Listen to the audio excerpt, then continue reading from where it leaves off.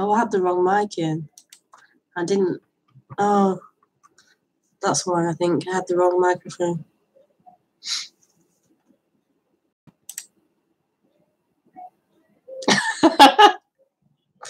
Oh, that's so funny.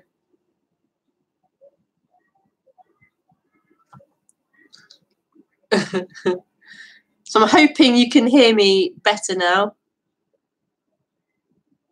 Someone say yes.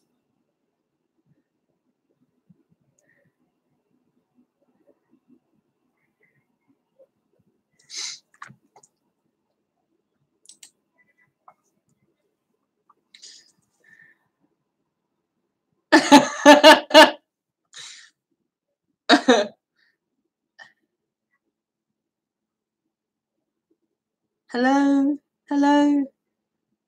Can anybody hear me? Yeah, thank you. Thank you, Didi. Back to normal, great.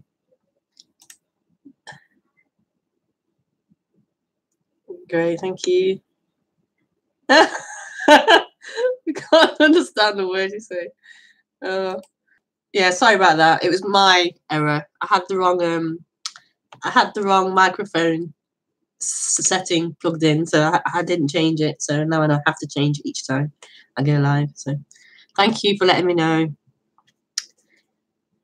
that these things happen.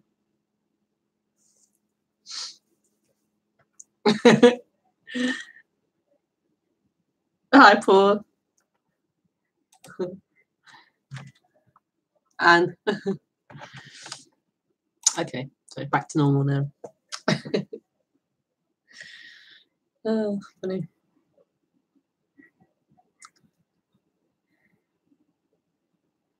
So again, welcome to the Thursday stream. Start again. Rewind. Welcome to the Thursday evening stream. I do these streams every Thursday at 8:30 p.m. and on Sunday morning at 10:30 a.m. So they are my live times. And you can ask questions during the stream at those times. And you ask questions through Skype, my Skype account. And that's rebekahmaroon. And this is all written below the video in the box. So you can check it out there if you're not sure.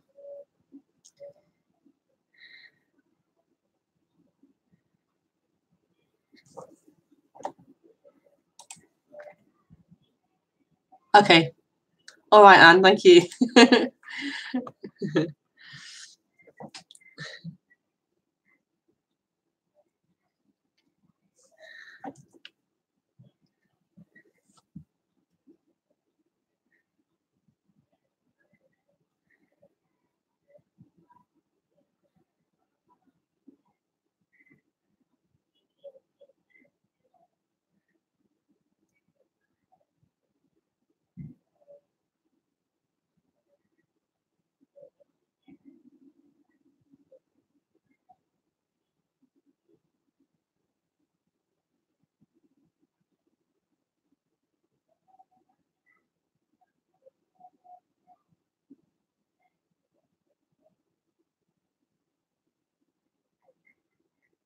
So the way that I normally do this is I do an introduction and then I open it for questions to be asked.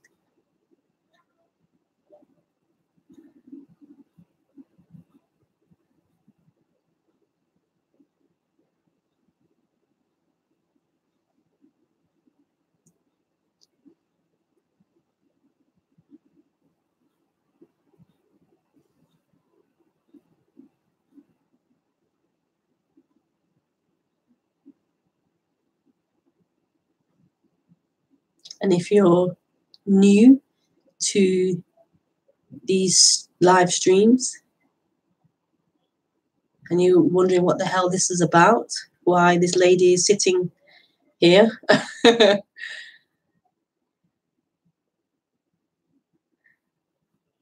then I will try to explain.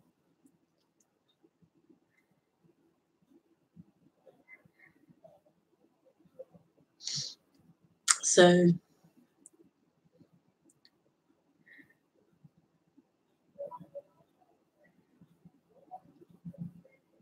ultimately, this is what's happening. This is just what happens. This is a happening. The setting up of the equipment, or not, getting the drink ready, putting the kids to bed, putting on YouTube, putting on Skype. It all just happens.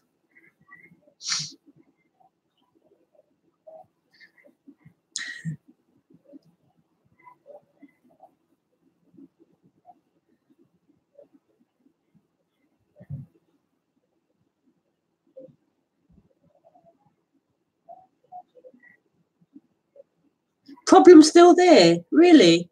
Ramon is saying the problem is still there. Oh.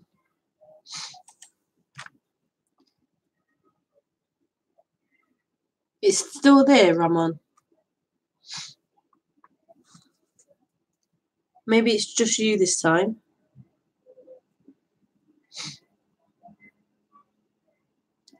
Okay, thank you. Yeah, it could be you, Ramon.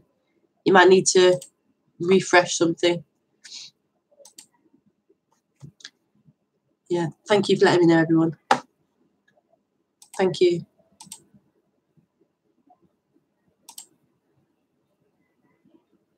Oh, you heard me sing.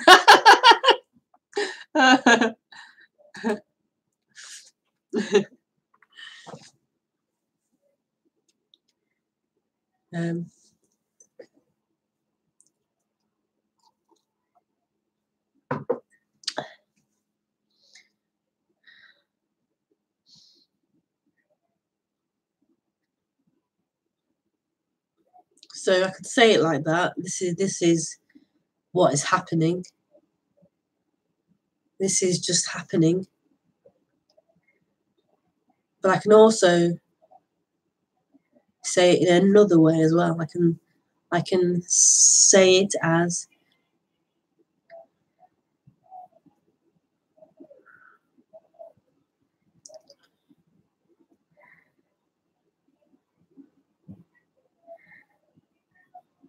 this is such a joy to communicate. This is such a joy to do these streams, to point to and express and communicate this freedom, where the freedom is, where the freedom is, to point out the illusion or the struggle with humans,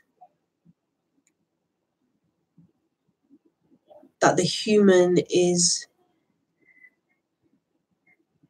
or when the identification's there in humans, so most humans, humanity in general, is looking for something in the wrong place, looking for completion, for wholeness in the wrong place. And so it's such a joy to point that out and to point to where freedom is. That is such a pleasure, such a heartfelt pleasure, such a love, such a joy to point to where freedom is at, to point to where love is at.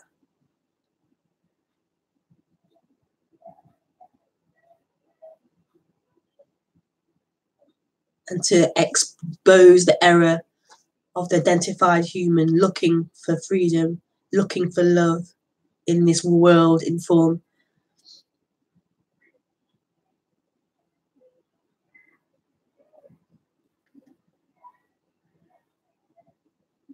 This is really all I speak about. This is really where the passion lies here, is in pointing that out. This expression of freedom, this expression of love. That is such a joy for this human.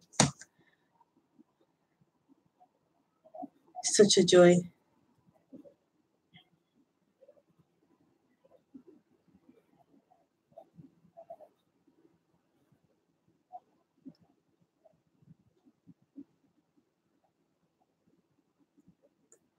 So that's a summary of why these talks happen. On one hand, it's just happening. It just is happening. It's a part of the flow of life. This has happened. And also, there's a joy in this communication.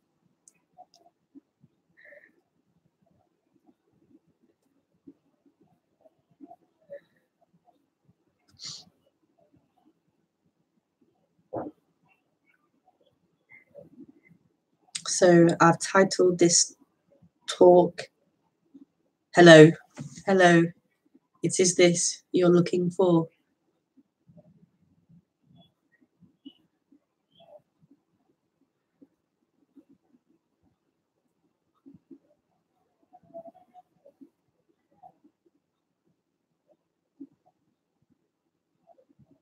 Because this is what you're looking for.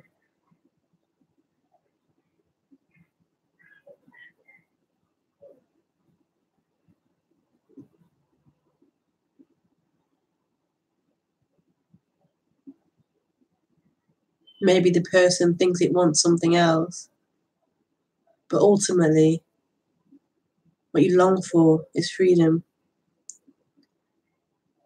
What you long for is love, wholeness.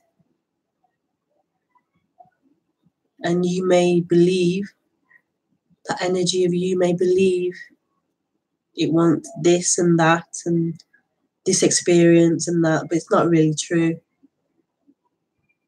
What's really longed for is freedom. That place of absolute freedom. That place of absolute rest from being caught up in this seeking in time. The rest from you.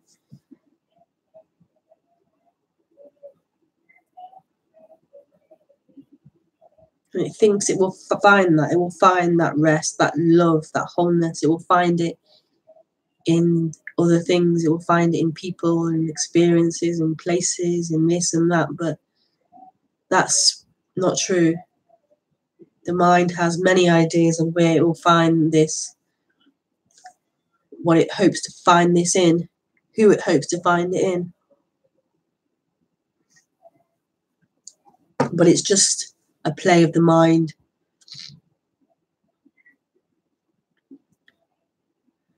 To keep that journey in time playing, that journey of you in time.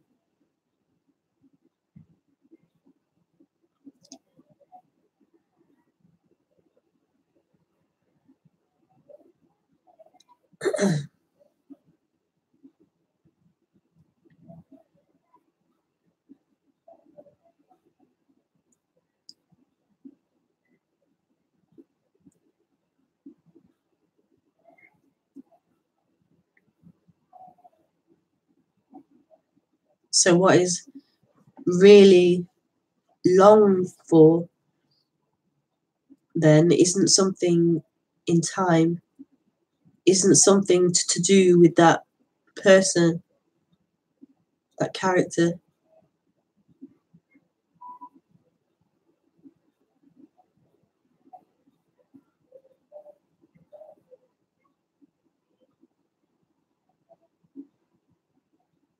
And this is what this is. This, what is happening, has nothing to do with this person in time, this dream in time.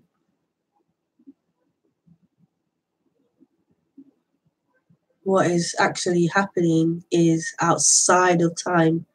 Time, the idea of time appears in this as an appearance, as an idea, as a tool in the human functioning.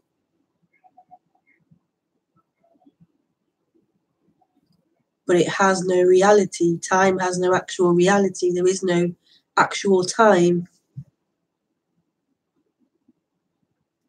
It's just an abstract idea that we as humans have begun to use, a very useful abstract idea that we use on a practical level to organize and arrange and do things.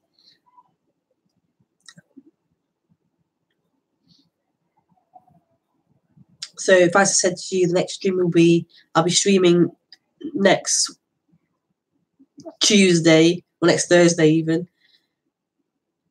but I didn't tell you a time, it would be like the odds of us meeting at the same time will be kind of very unlikely to happen. By giving you this idea of time, we can arrange to do things and meet. That's all it's for. That's all it's for.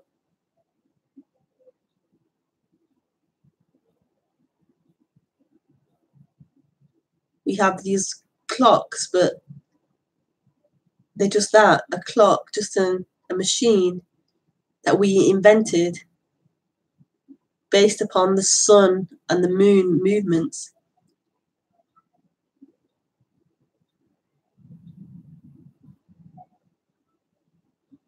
So if there is no actual time,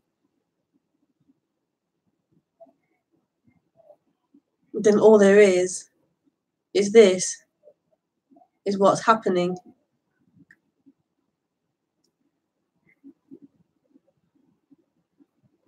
And in this we can plan to meet next Thursday, on Sunday, on Monday. We can plan that here in this. And the idea of meeting me on Monday can live as a thought, can reappear, pop up as a thought. Oh yes, Monday, I'm meeting her on Monday at 2 o'clock. And disappear again. You can write it on paper, on the calendar.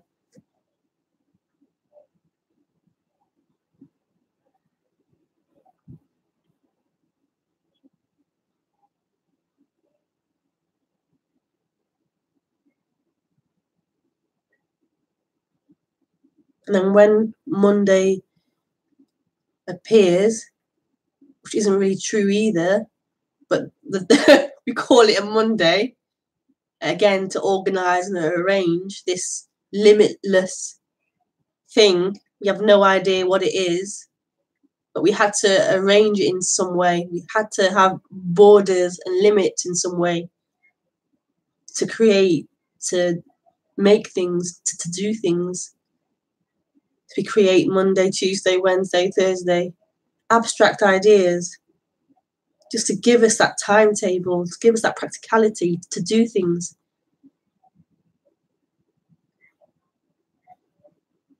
But so when that Monday actually appears, it's this. It's just this. Always this. With ideas of Monday and Tuesday and 7 and 8 p.m. appearing in it. That's what all this is. Just appearances appearing.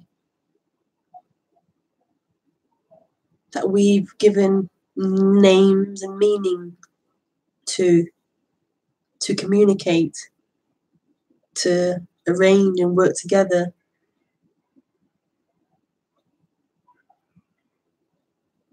And these are very useful things. Very useful. But the suffering has begun when this energy began.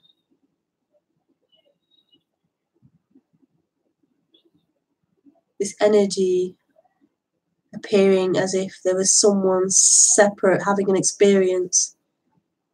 Someone separate in this body and therefore in other bodies as well. Someone separate claiming the thoughts that appear, claiming the sensations that appear, claiming the body, claiming the seeing, claiming the hearing, claiming everything.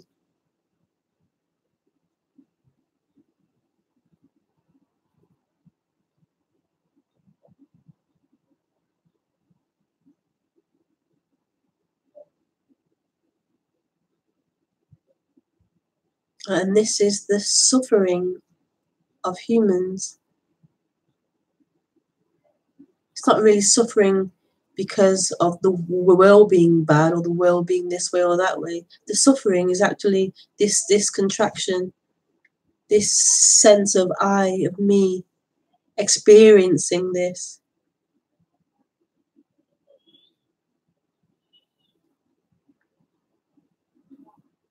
This is the only suffering. That doesn't mean that there's not preference of the human, a preference of this over that, a preference of peace over war, of food over hunger.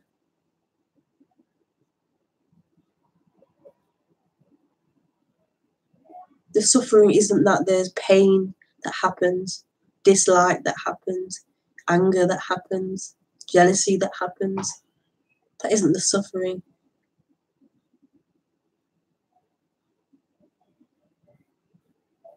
We believe the suffering is in that. If I could just be peaceful, if I could just keep things balanced and even.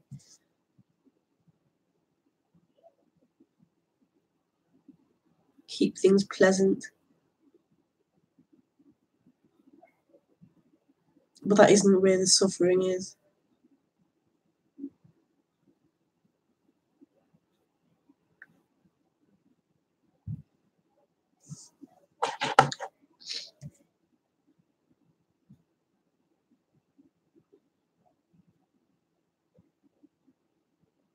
So with this separate person, time is so important to it because time allows it to live. It allows it to dream.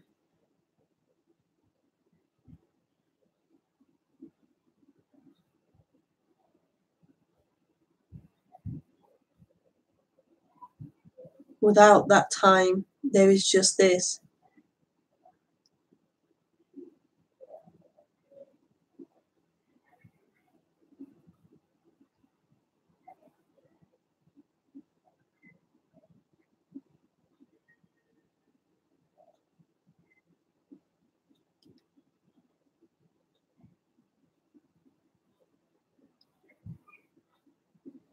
So the solution to the dilemma of the separate person isn't about fixing its timeline, isn't about it finding solutions in its timeline to feel better.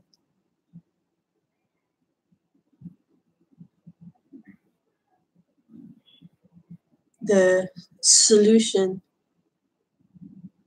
is this. The solution is outside of time.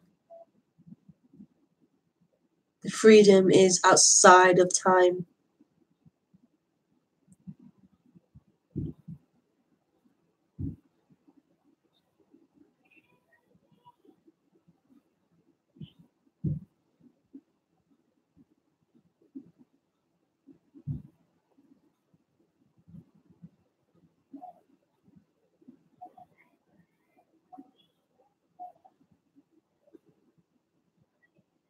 And this is the end of the person.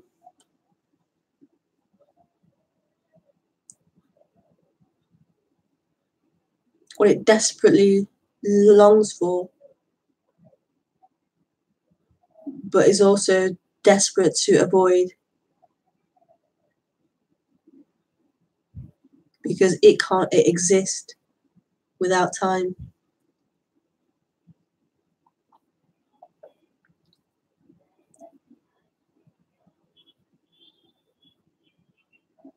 It can't exist as what's happening.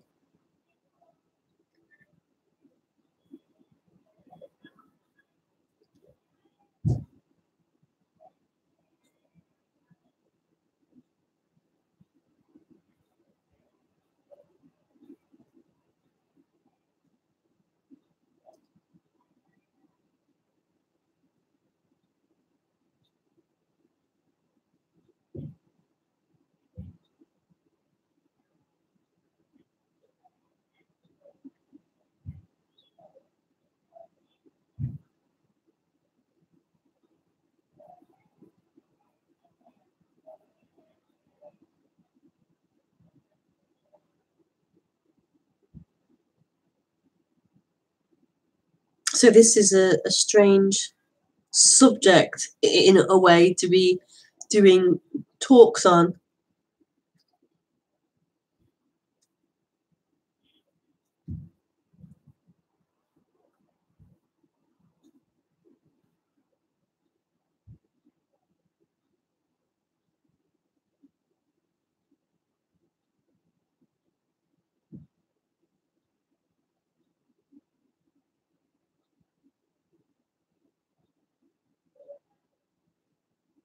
Because what I'm talking about is what is happening.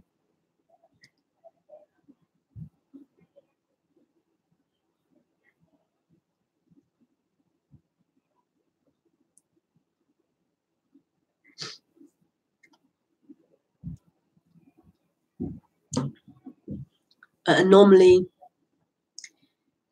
when you go to talks and meetings and lectures and things, the subject is usually about abstract things.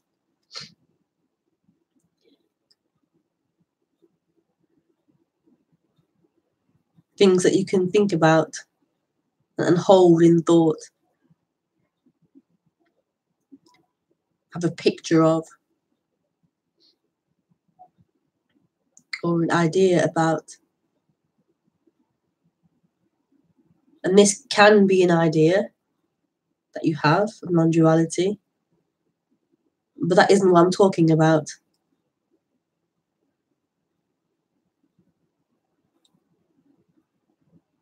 Whatever idea you have isn't what I'm talking about. Whatever you know, which is a thought, isn't what I'm talking about.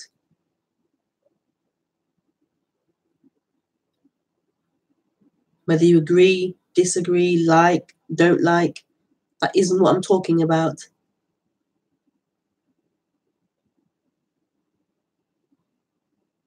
These are forms. These are thought forms which come and go, appear and disappear. That isn't what I'm talking about.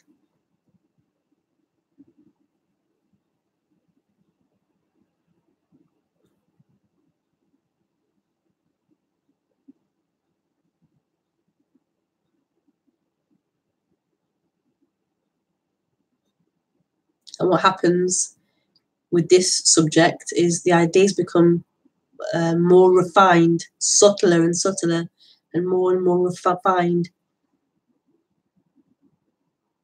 But it's still not what I'm talking about. It never will be, it never can be. Thoughts cannot be it. Ideas cannot be it. Language cannot be it.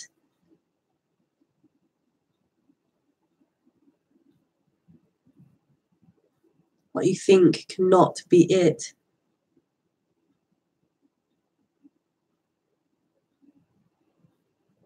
Where will those thoughts be in 10 minutes, an hour, next week?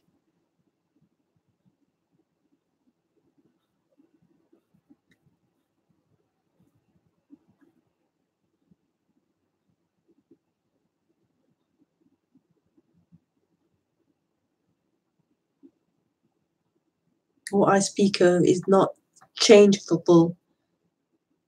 It is not changeful.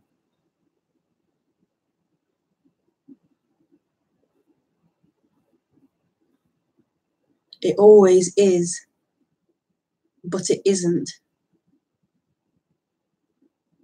meaning it isn't anything, it isn't a form, it isn't in the manifest.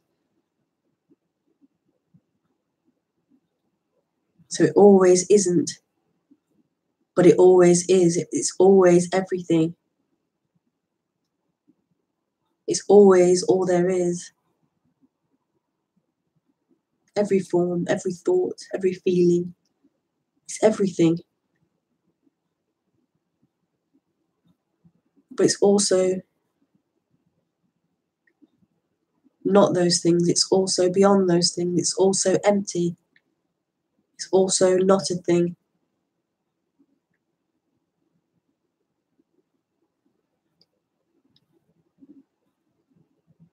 And it's this discovery that is wholeness.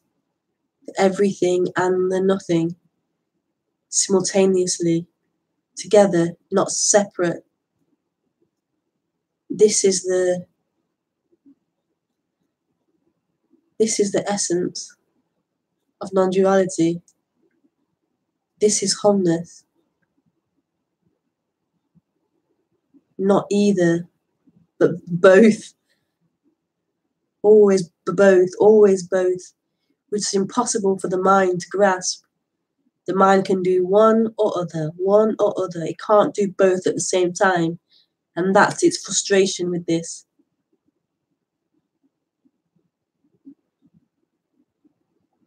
The mind is limited. The mind appears in this. Or thoughts appear in this. The intellect appears in this.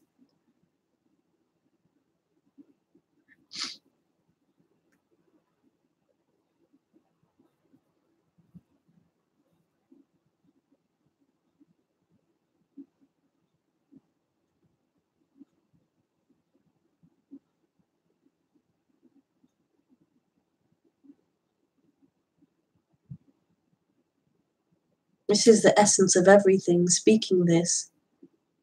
This is nothing speaking this. This is everything speaking this.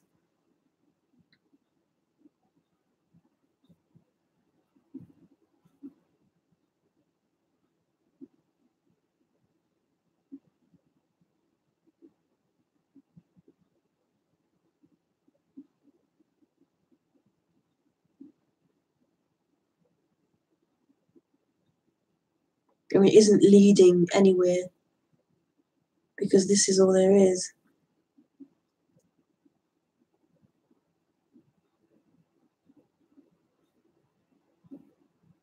There's nothing outside of this. There's nothing else.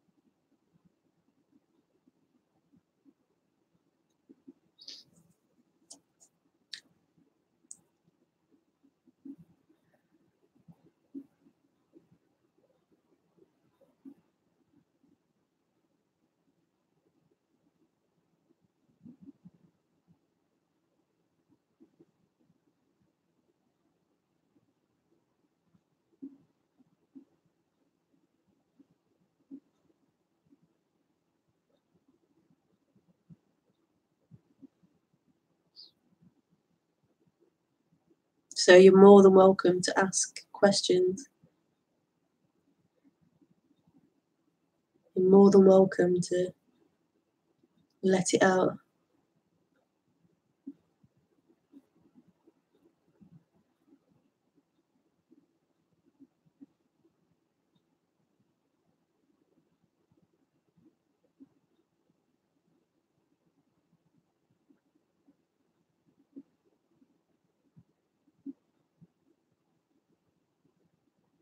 There's nothing else here but you. It's just you. Not you as this imagined separate person. That's not true. That's not real.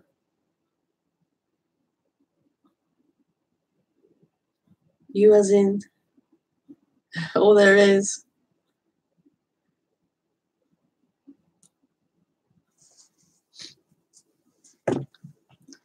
So, yes, you can ask questions.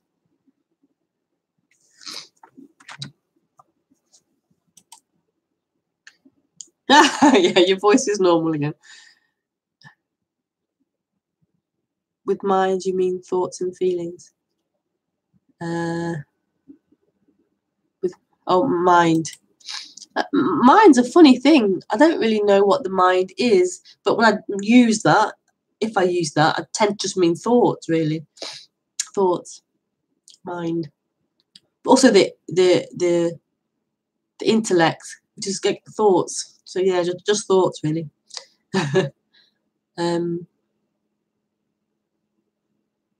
That's the way that I mean it. Every speaker's different. But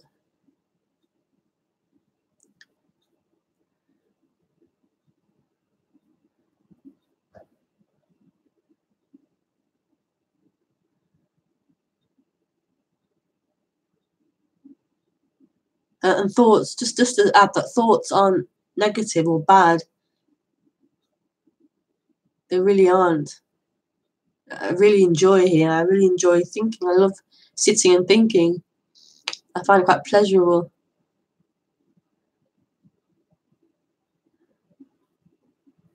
Just allowing thoughts to play. So they aren't bad or wrong or shouldn't be there.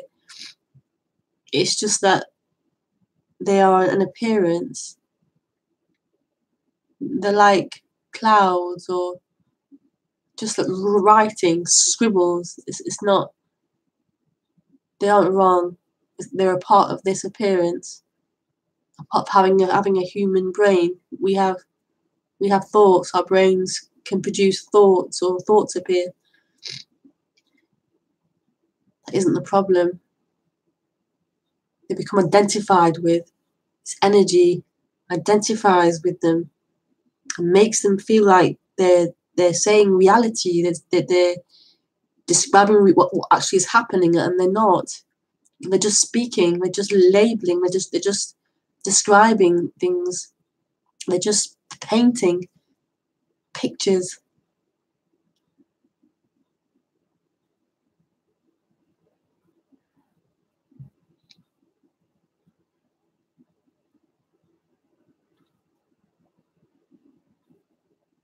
There's nothing wrong with anything.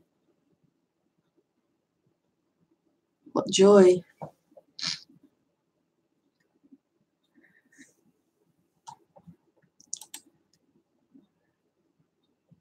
So what about the feelings?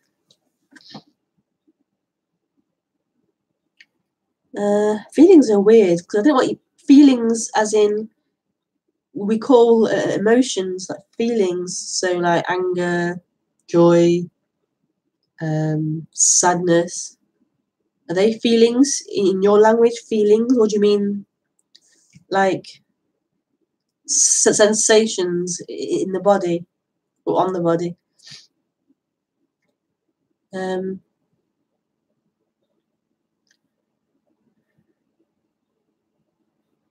what about them?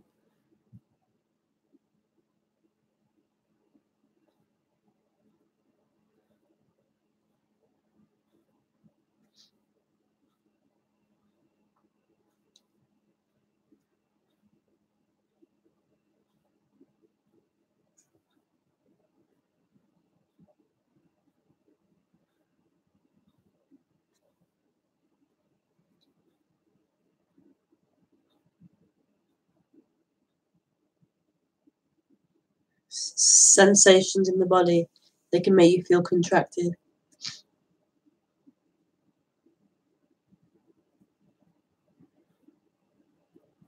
Yeah.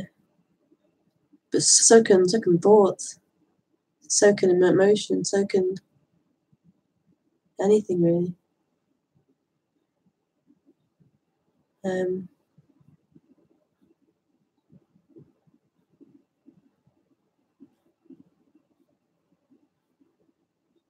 And it's great to be aware of what makes you feel like that, what makes you feel tight and contracted. It's great to be aware of things that make you feel comfortable. But that's not really what I'm talking about.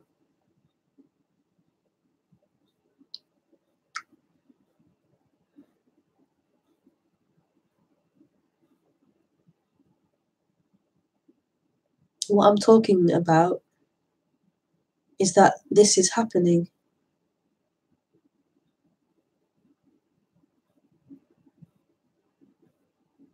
I'm saying that life is happening, life is appearing.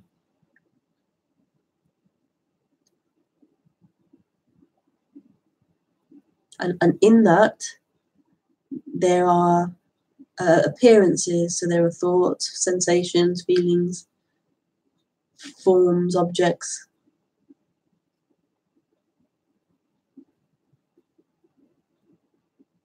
And what I'm saying is that they are happening. They are happening. They are coming out of nothing. They are nothing, appearing as what they're appearing as. What I'm saying is this isn't a divided reality. So those thoughts, sensations, feelings aren't happening to this separate someone. They are happening in this freedom, as this freedom. And I'm saying this is all there is. This is all there is.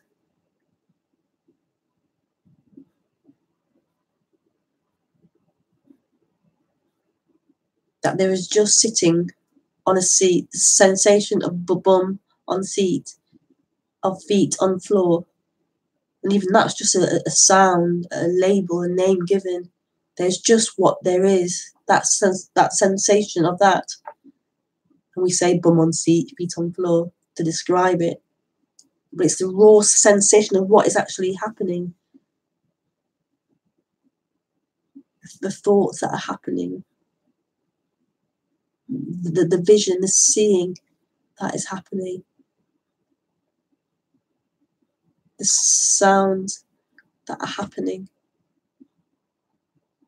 The emotions that are happening.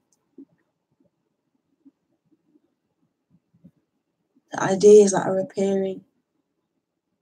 To go here, do this, drink some water. This is what is happening.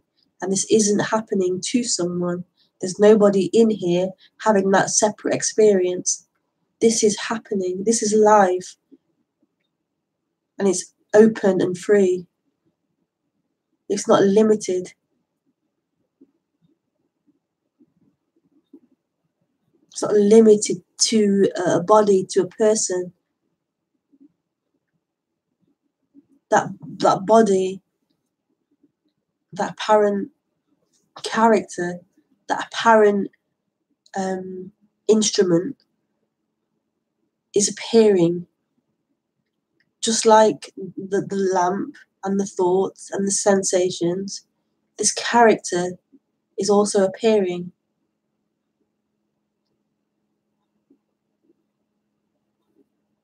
It's another thing. This human is another thing appearing. Like the cup and the table and the chair and the speaker and the laptop. This isn't who's experiencing this. You imagine there's someone in this body experiencing this, speaking to you. But this is appearing, this is happening. And this body, this form, isn't the experiencer, isn't the one it's happening to. This body, this form, isn't the looker, isn't the breather, isn't the speaker, isn't the listener. It plays as if this body has some kind of autonomy, but it's not true. It's just the way this functions, how this appears. It's miraculous that this appears, that this is happening.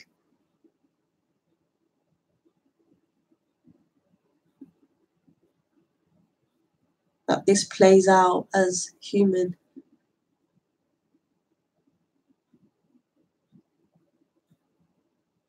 But this is the discovery, always. Who is looking? Who is listening? These thoughts might say, me, I'm in here, I'm speaking, I'm listening, I'm looking. But how can that be? That is an appearance appearing now, saying those things. So it comes and goes. It can't be the permanent listener, the permanent looker. It can't be. It's appearing.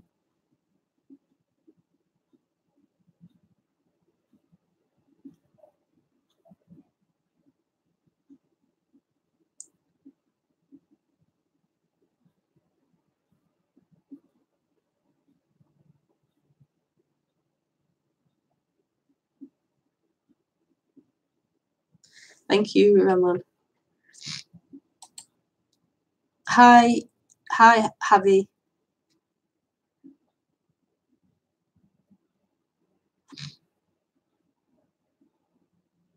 Is giving up and surrendering and saying screw it, non-duality, also part of the dream?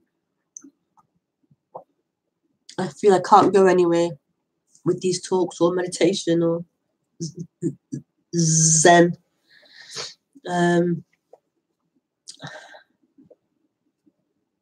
Screw it, non-duality. Is it also part of the dream?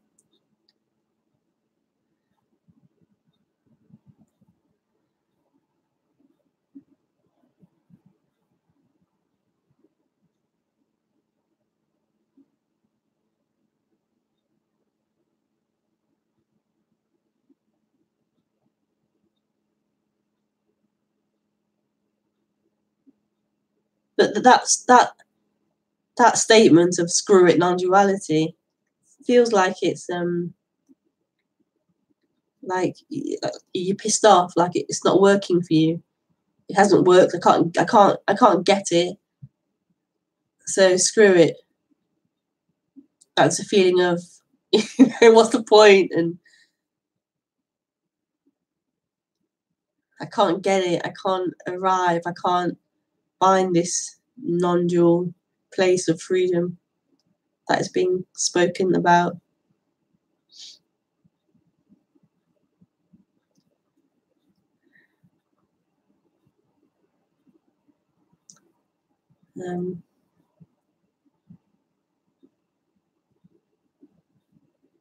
You are the dream. So whether you say screw it or not, that you is the dream.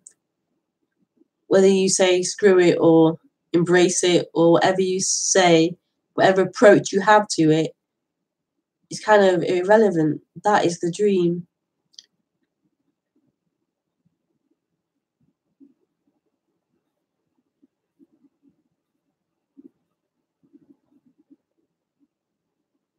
That you exist.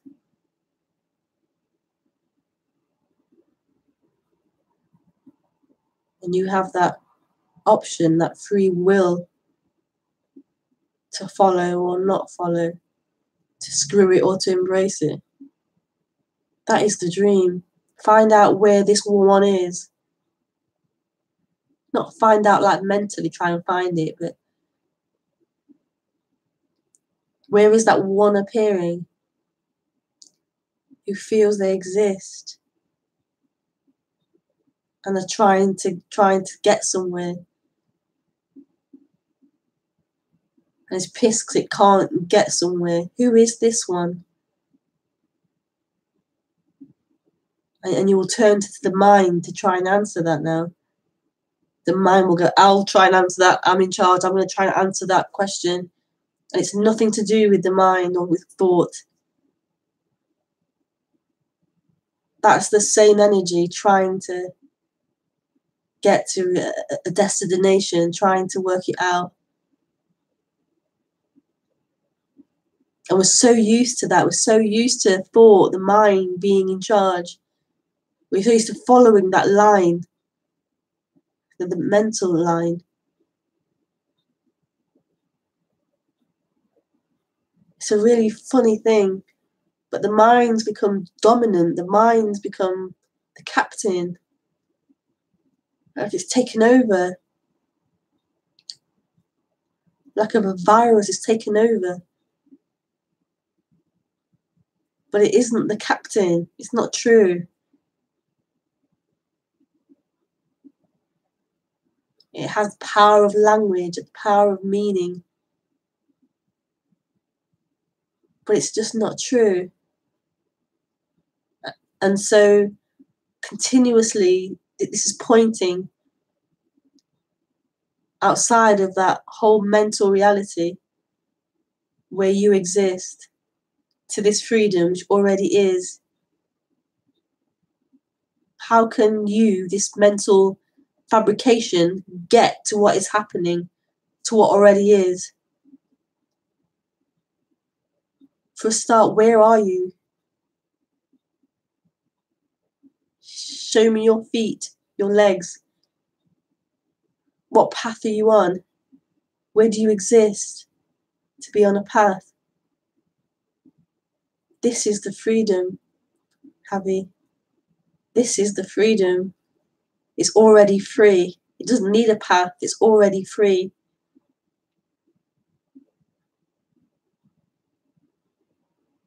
It's already free. It's allowing that dream to play out. It's allowing that mind, those thoughts to play.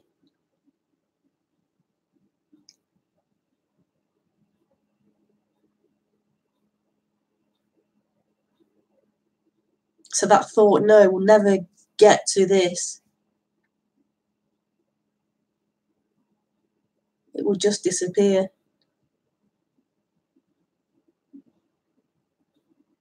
And then a new thought will appear. Saying I'm tired now, or I'm hungry, I'm thirsty. It's not true.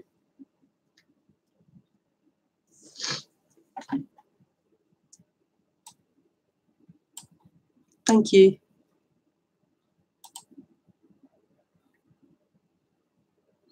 Today I had really low energy.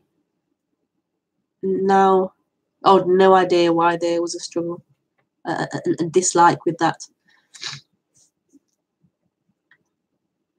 I suppose it's just what's happening, but the me doesn't like it. Yeah.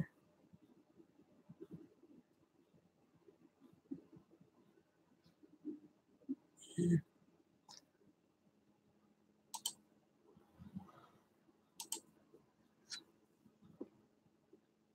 Hi, Alexi.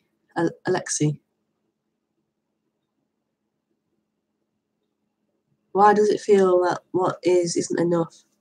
Like something should be different or better? Because it feels that way. Because it feels that way.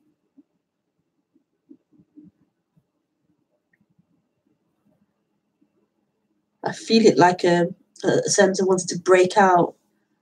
Wants to break out. Like you're contained in a bottle or something. You want to break out.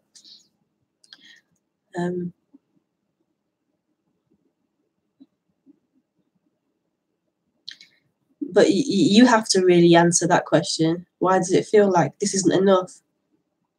What are you looking for, longing for? What are you wanting?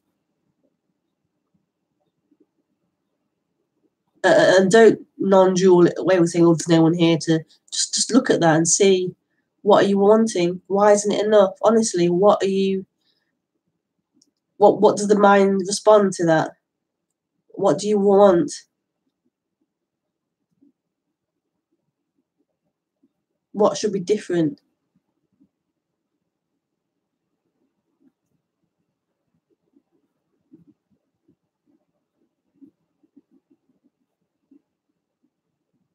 because in a way it has to play out. What you think you want, you have to play out. It has to play out.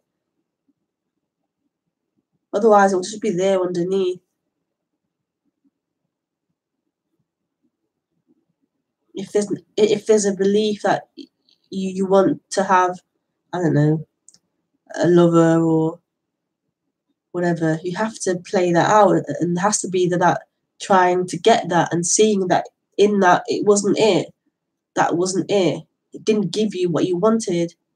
There's still that uncomfortableness, even though you have the lover, you have the whatever, the job, you have the thing you wanted, you felt you wanted, and it's still not enough. It's still uncomfortable.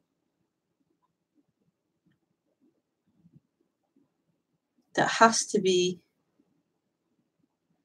seen, that it will never be enough. It will never, no form will ever do it for you. It has to be seen, not just seen as a knowing it in thought, but it has to be seen from experience, from a real seeing of it.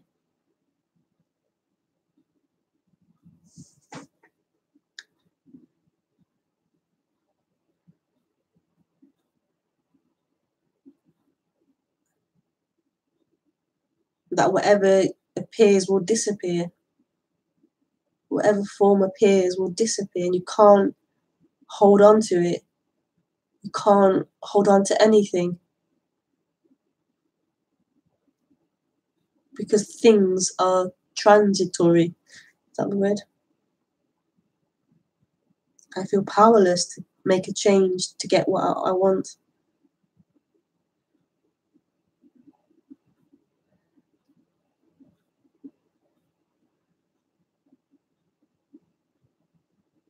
Oh, that's a whole different thing altogether, really.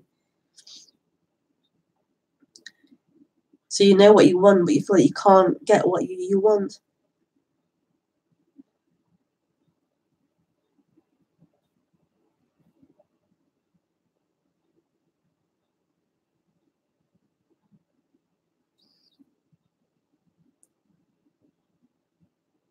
Well, that's to do with self-esteem issues.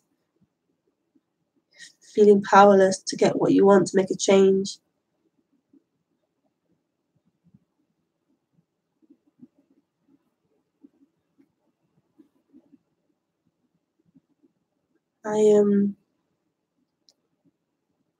For things like that, I would suggest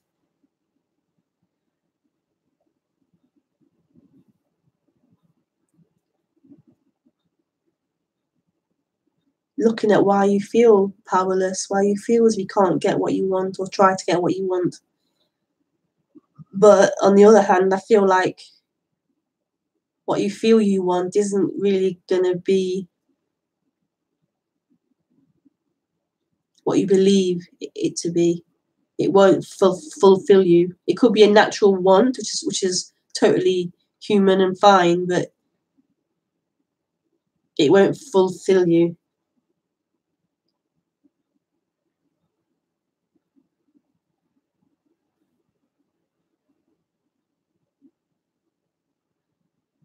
But on a human level, so as the human, then it's beautiful to feel empowered to get what you want and to move towards what you want, to like fulfill your passion, to fulfill what you enjoy. It's really beautiful. And I feel that happens naturally with this waking up. When you get out of the way, when you aren't there, then the human is free to flow, free to, for the way it is, to naturally express. For it to naturally move towards what it likes doing, what it wants.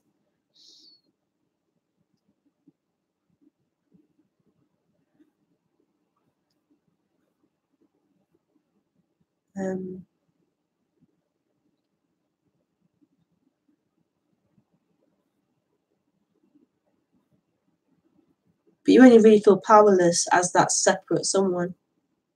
When you feel small.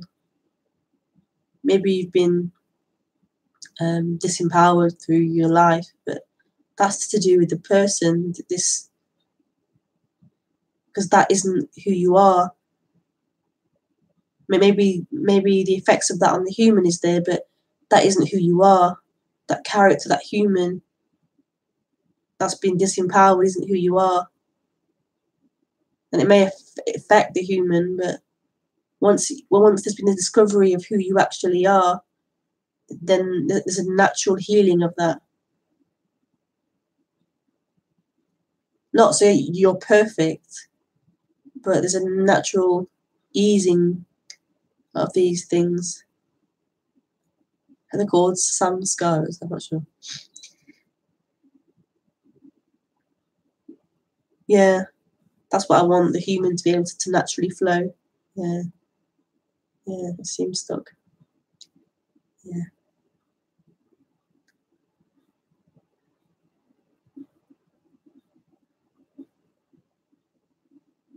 Just keep listening to non-duality, but also maybe explore other things that will help the human.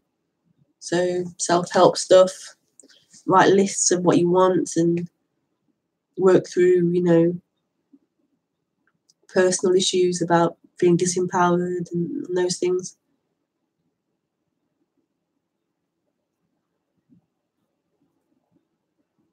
Thank you, Alexi. Hi, Danny. What has me searching and watching you is that so much of my experience or thoughts of I don't like this must change. They are accompanied with pain.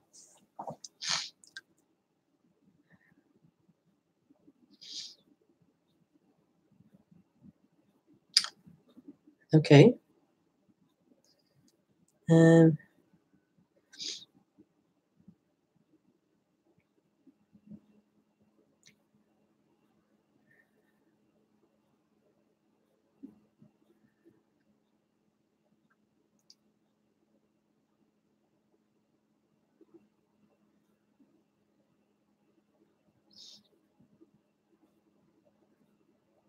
yeah.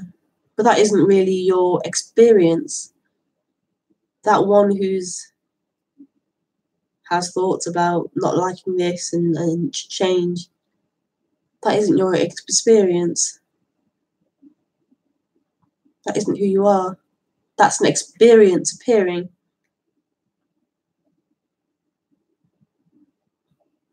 You think that's you. You think that's your experience. That's the misidentification. That isn't who you are.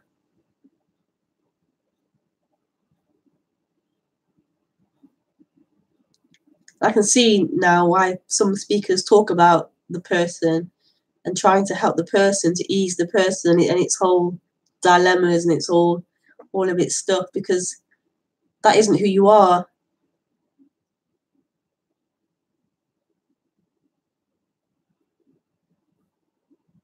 That isn't who you are.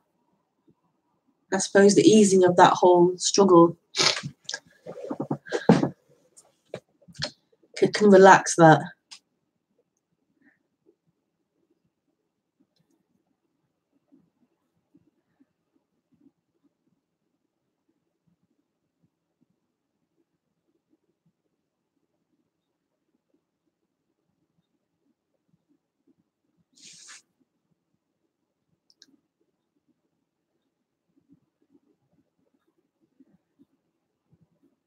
But I would with things like that, like the previous question too, these kinds of things to do with your experience, to do with the character and the human's life situation, I would suggest looking at real practical things to help with that, not non-duality, not spiritual. Go to like real practical things to help with your human condition.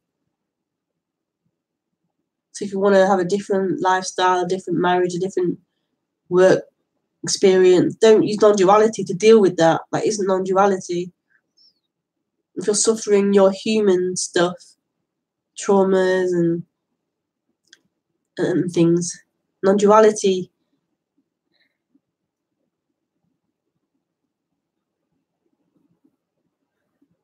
It's the ultimate freedom from all of that.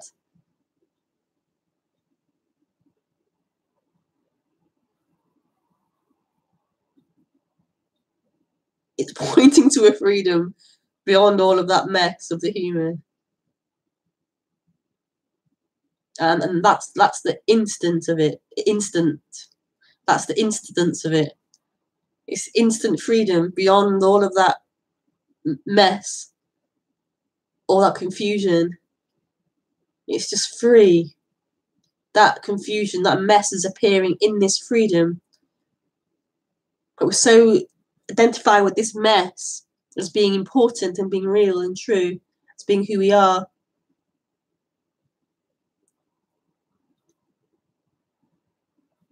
So it can help to try and deal with that stuff to an extent, to try and take the attention off that stuff, because it has nothing to do with you as a human. That human appears in this. It appears in this as this. Such freedom. This character, Rebecca, this body, Rebecca, is not perfect. It's not like it's got nothing to do with you as the human. The human is a flavor. It's a machine. And what I'm pointing to is what is animating that machine. That is free. It's just the flavour of the machine is a certain way through conditioning and trauma. We're obsessed with this machine, fixing this machine.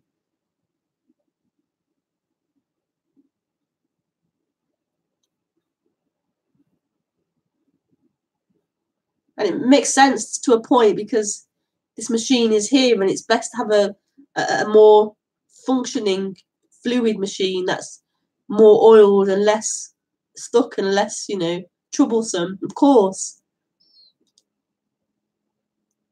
But you won't find the freedom. That's an endless thing. This body, human thing, Rebecca, will endlessly be learning and growing and improving and understanding. But there's no freedom found. There's no end line found in that. It's beyond that. It's beyond that human. That human's an appearance. Like the sound of a car or the lights streaming from the lamp. It's not the experiencer or the reality of things.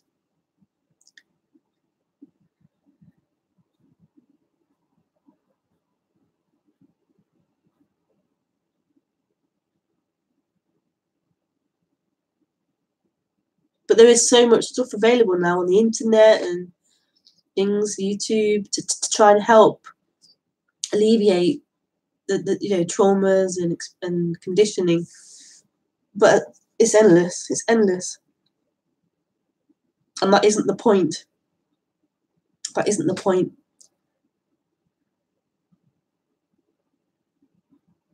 Thank you, Danny. TD. So much rejection and fear of the fact that things are transitory. Nothing to hold on to. Feels groundless, yeah. Yeah. Just slipping through your fingers. You can't hold on to anything. Yeah.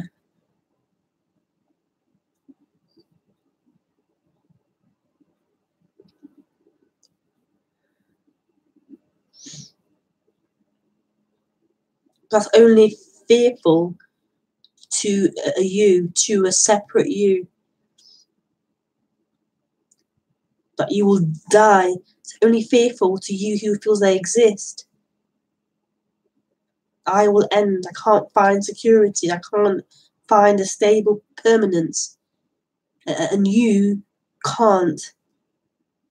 You as someone can't. And that is fearful.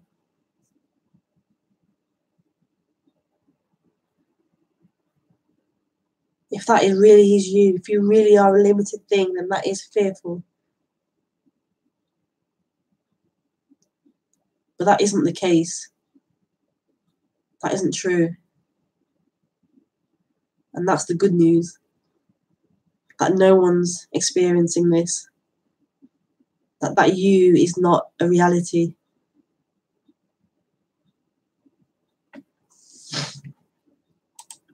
Ramon. But who gets to choose what method to use to clean up the mess? Well, life does ultimately. Life is the one that is doing this. Who else? You think you chose to hear these talks and you chose to find a book and you chose anything? It's not true. Life is doing this. Life is being this.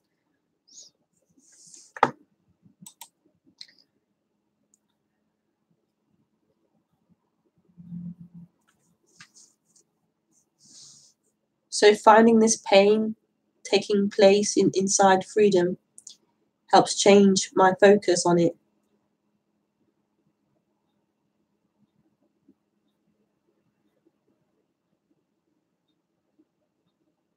I'm not sure what you mean. Ultimately, this pain isn't inside freedom. This pain is freedom. It is freedom.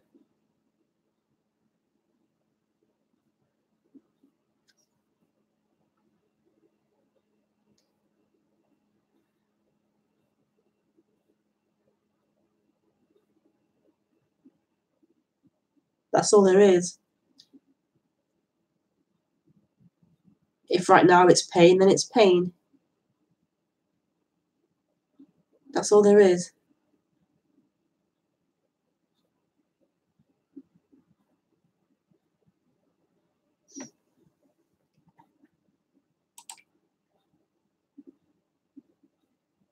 Is grief about this normal? Yeah.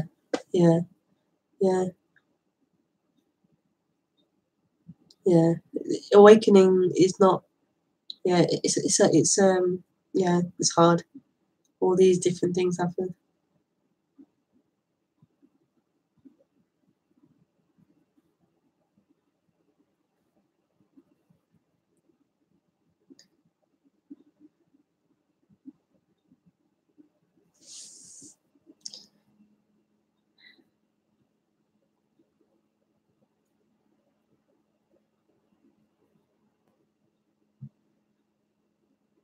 And here we are. This camera, screen, laptop, chair, table, lamp. This is it. Pain, grief, thoughts. You're welcome.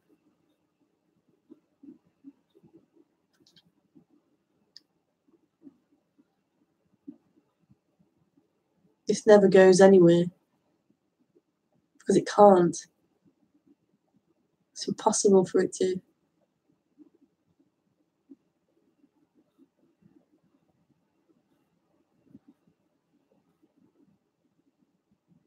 How yummy. How beautiful. Okay, so thank you. And I'm back on Sunday at 10:30 a.m. So I shall see you then if you join. Okay. Bye.